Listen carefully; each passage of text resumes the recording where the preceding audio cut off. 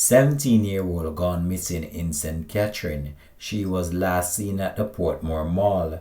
Hi again and welcome. This is Links 007 TV News Report, and we'll be right back with the full details to come. Welcome to Links 007 TV News Report, providing you with the best in local and international news updates.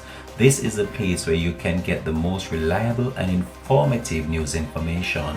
Links 007 TV News Report.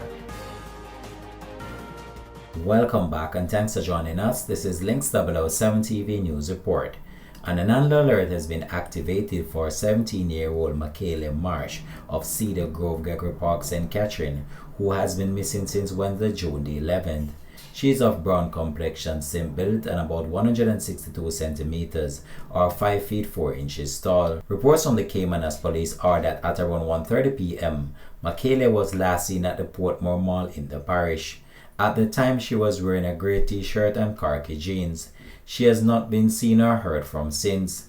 Anyone knowing the whereabouts of Michaela Marsh is being asked to contact the Caymanas police at 876-988-1719, the 119 police emergency number, or the nearest police station. This has been Links 007 TV News Report. Thanks for watching.